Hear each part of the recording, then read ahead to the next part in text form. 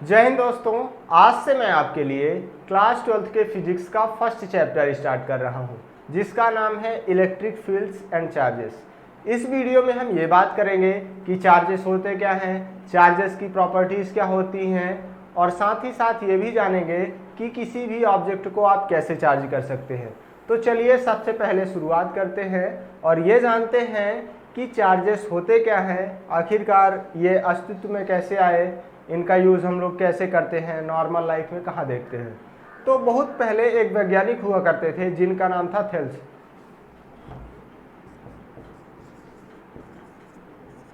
उन्होंने एक पदार्थ लिया एम्बर। जैसे हम बहुत सारी चीज़ों को देखते हैं, कुछ कॉपर की बनी है, कुछ सिलिकॉन की, जर्मेनियम की, ऐसे ही होता है एम्बर। उन्होंने एक एम्बर का पदार्थ लिया और जब वो उस एम्बर को, मान लीजिए एम्बर है, जब वो उस एम्बर को कागज़ के छोटे छोटे टुकड़ों के पास लेके जाते हैं तो वो कागज़ के छोटे छोटे टुकड़े उस एम्बर की ओर आकर्षित नहीं हो रहे थे, अट्रैक्ट नहीं हो रहे थे। लेकिन जब वो उस एम्बर को किसी ऊनी कपड़े से रगड़ते हैं और फिर बाद में उस एम्बर को जब कागज़ के छोटे छोटे टुकड़ों के पास लेके जाते हैं तो वो पाते हैं कि वो कागज़ के छोटे छोटे टुकड़े उस एम्बर की ओर अट्रैक्ट हो रहे हैं। तो उनके माइंड पे ये बात गई कि यहाँ पे ग्रेविटेशनल फोर्स नहीं हो सकता है।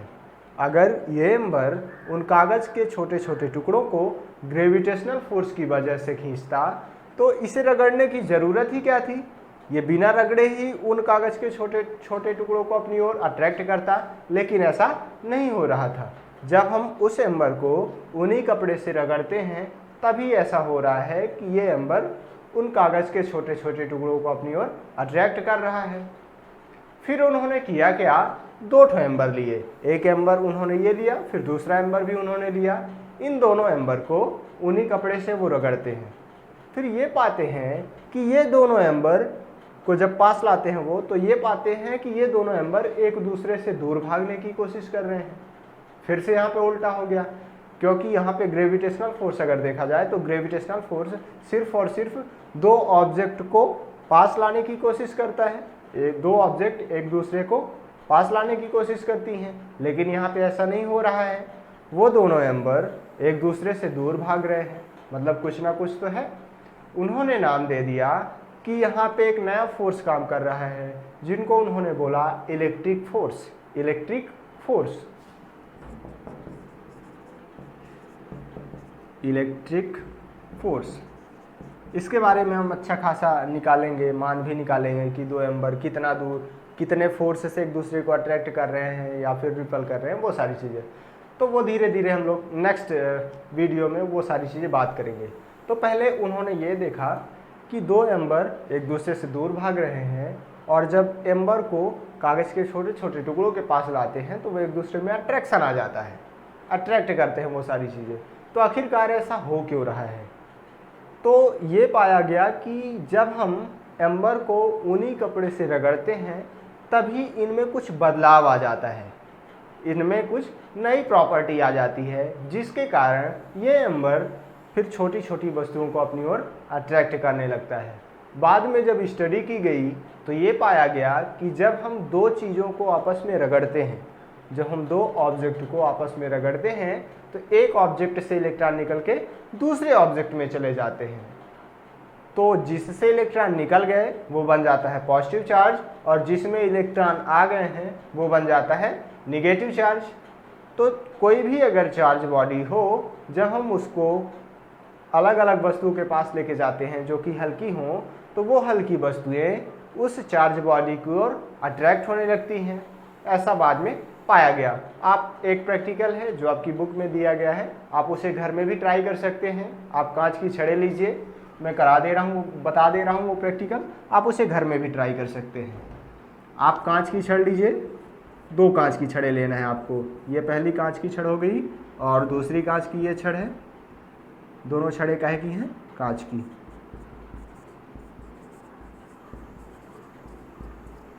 अब हम इन छड़ों को करते क्या है, किसी दीवार से लटका देते हैं। ये हमारी दीवार है,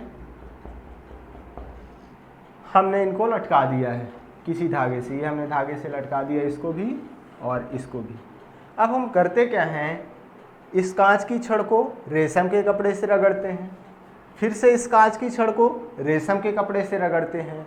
तो होता क्या है कि इन कांच की छड़ों से इलेक्ट्रॉन निकल के रेशम के कपड़े में चले जाते हैं। इससे इलेक्ट्रॉन निकल के रेशम के कपड़े में चला गया, तो इसको हमने नाम दे दिया कि इसमें आ गया है चार्ज, और वो चार्ज है पॉजिटिव। अगर किसी भी ऑब्जेक्ट से इलेक्ट्रॉन निकल गए तो हम बोलते हैं वो बॉडी चार्ज हो चुकी है, उसमें पॉजिटिव चार्ज आ गया है। ठीक ये वाली छड़ है, इससे भी इलेक्ट्रॉन निकल गए, उस रेशम के कपड़े में चले गए, तो इसमें भी आ गया पॉजिटिव चार्ज। तो हमने ये पाया कि जब इन दोनों छड़ों को हम धागे से पकड़ के पास लाने की कोशिश करते हैं तो ये दोनों छड़ें एक दूसरे से दूर भागती हैं। ये वाली छड़ इधर साइड भागने की कोशिश कर रही है और ये वाली छड़ इधर साइड भागने की कोशिश कर रही है। फिर हमने दूसरा प्रैक्टिकल किया। इस बार मैं कांच की छड़ न लेके एबोनाइट की छड़ ले रहा हूँ। हमने दो ठो एबोनाइट की छड़ ली, ये भी है और ये है, दोनों एबोनाइट की छड़ें हैं।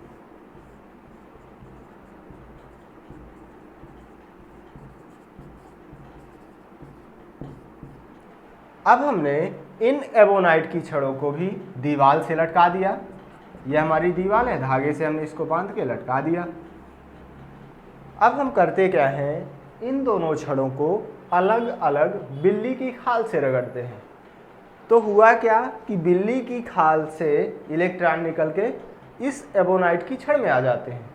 हमने इसको पहले बिल्ली की खाल से रगड़ा तो बिल्ली की खाल से इलेक्ट्रॉन निकल के इसमें आ गए, तो इसमें निगेटिव चार्ज आ गया। हमने बोल दिया निगेटिव चार्ज आया इसमें।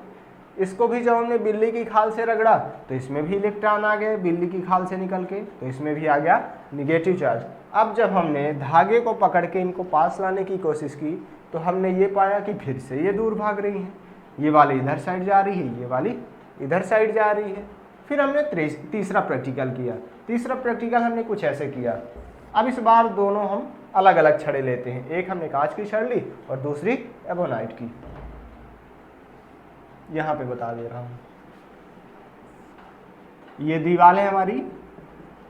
हमने ये वाली कांच की छड़ ली थी, ये हमारी कांच की छड़ है, और ये वाली छड़ क्या की है, एबोनाइट की है।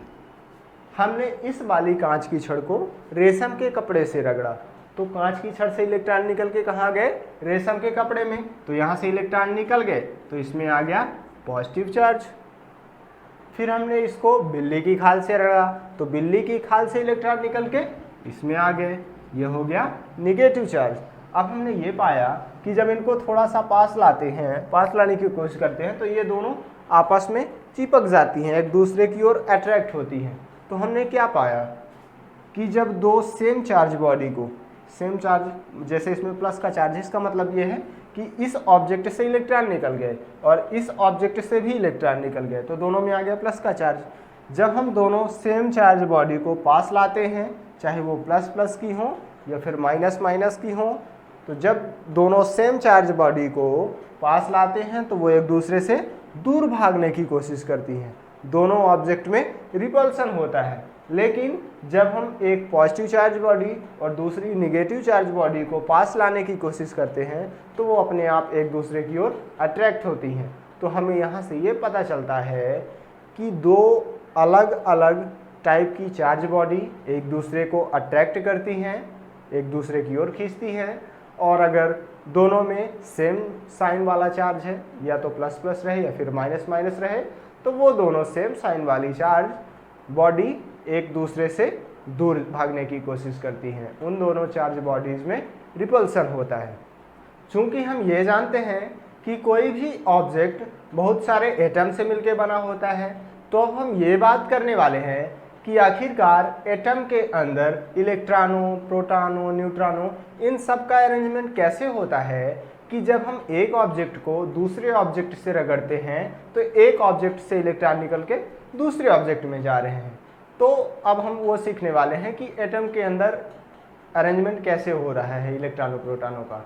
तो एटम कहलाता क्या है, जैसे ये मार्कर है तो किसी न किसी पदार्थ से मिलके बना हुआ होगा, ये बहुत सारे एटम से मिलके बना है। तो हम करते क्या है, इसका छोटा से छोटा पार्ट लेते हैं। हमने इसको तोड़ना शुरू किया और छोटा से छोटा पार्ट हमने तोड़ा, तो वो कहला गया इस ऑब्जेक्ट का एटम। अब हमने वो छोटा सा पार्ट तोड़ लिया है, अब हमने उसको जूम करके देखा, बड़ा करके देखा, तो हमने ये पाया कि उस एटम का ये जो बीच वाला हिस्सा है पूरा का पूरा मास इसी में है। उस एटम का पूरा मास इस बीच वाले हिस्से में है, जहाँ पे प्रोटॉन और न्यूट्रॉन रह रहे हैं। यहाँ पे कौन कौन रह रहा है? प्रोटॉन और न्यूट्रॉन।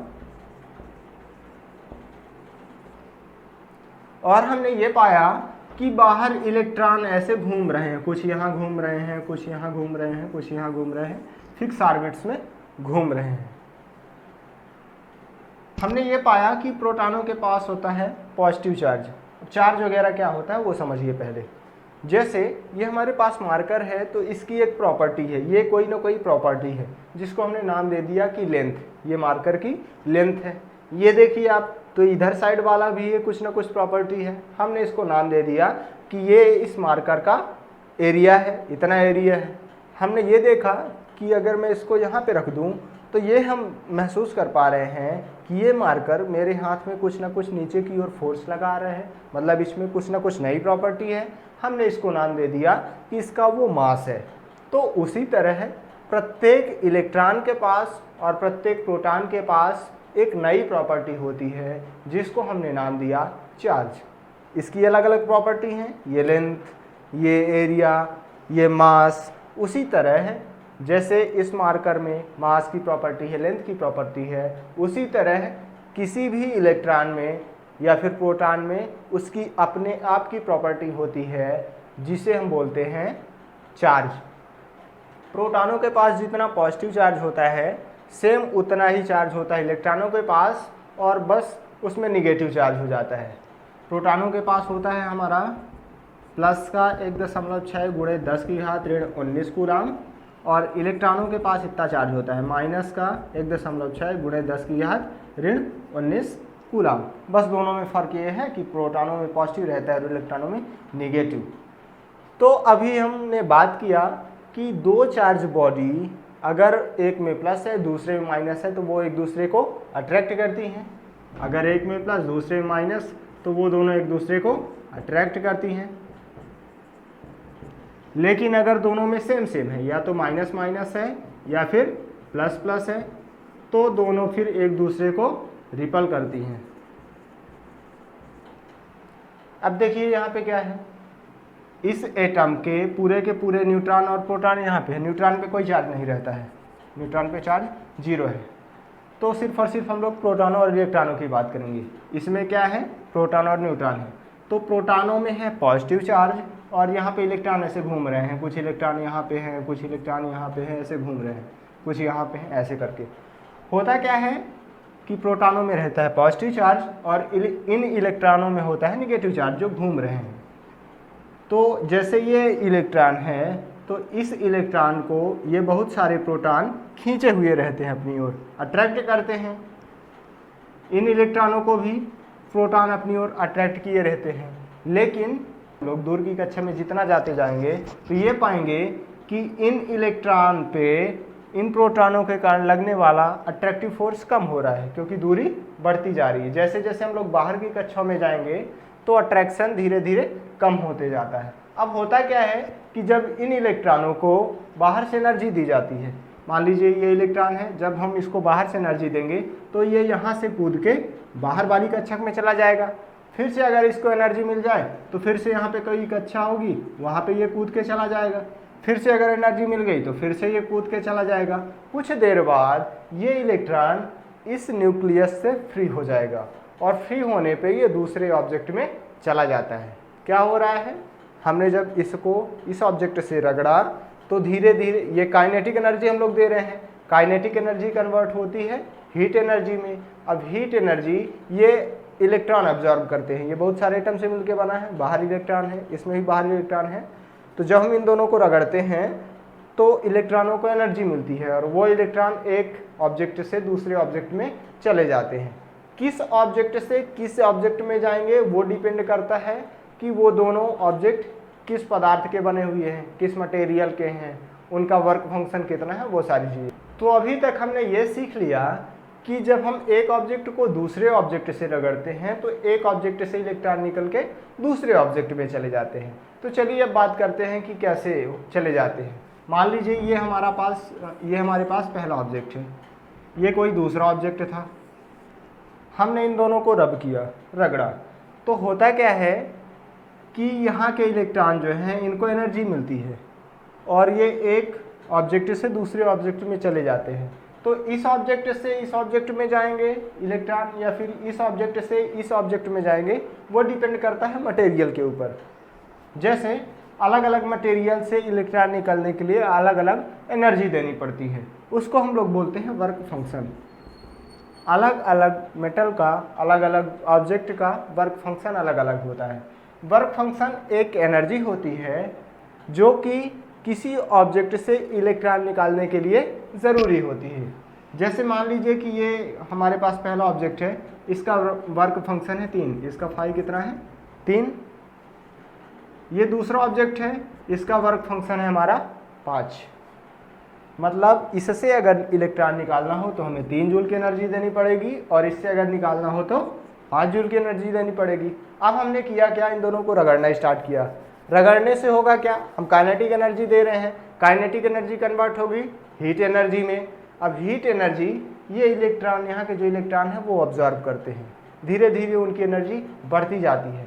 जैसे ही देखिए, अगर यहाँ के इस वाले पदार्थ के इलेक्ट्रॉनों को निकालना है तो 3 जूल देना पड़ेगा, यहाँ के इलेक्ट्रॉनों को निकालना है तो 5 जूल।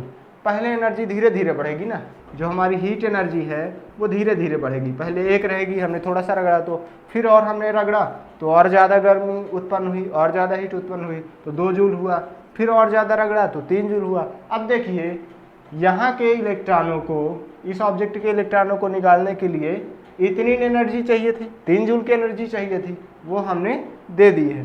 तो जैसे ही इस ऑब्जेक्ट के इलेक्ट्रॉनों को 3 जूल एनर्जी मिलेगी, यहाँ के इलेक्ट्रॉन निकल के इसमें चले जाते हैं। तो इसमें आ गया पॉजिटिव चार्ज और इस ऑब्जेक्ट में आ गया निगेटिव चार्ज। यहाँ से इलेक्ट्रॉन निकल के यहाँ चले गए तो इसका मास कम हो गया, क्योंकि इलेक्ट्रॉनों का मास होता है। यहाँ से इलेक्ट्रॉन निकल के यहाँ चले गए तो मास हमारा डिक्रीज हो गया और इसका मास इंक्रीज कर गया, बढ़ गया। और एक चीज हम देख सकते हैं कि जितने इलेक्ट्रॉन यहाँ से गए हैं उतने यहाँ पे ज़्यादा हो गए हैं।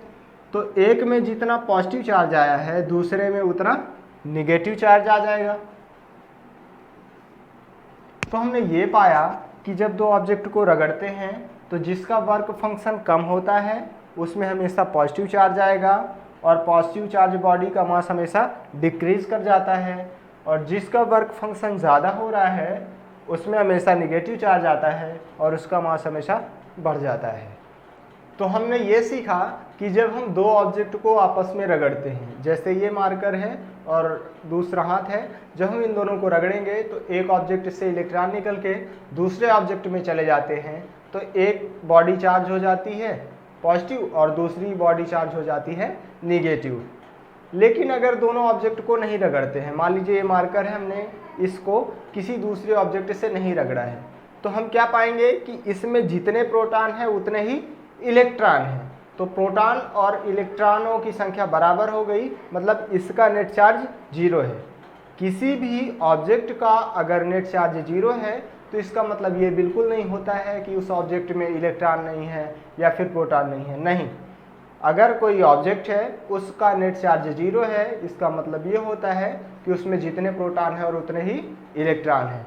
जैसे इस मार्कर की बात करें, अभी इसमें जितने प्रोटॉन हैं उतने ही इलेक्ट्रॉन हैं, लेकिन जब हम इसको बालों से रब कर देंगे तो बालों से इलेक्ट्रॉन निकल के इस मार्कर में चले जाएंगे, तो बालों में आ गया पॉजिटिव चार्ज और इस मार्कर में आ गया निगेटिव चार्ज। तो आशा है कि आपको इस छोटे से वीडियो में काफ़ी कुछ मदद मिली होगी। आगे के चैप्टर को हम लोग अगली वीडियोज़ में डिस्कस करेंगे। तब तक पढ़ाई करते रहें।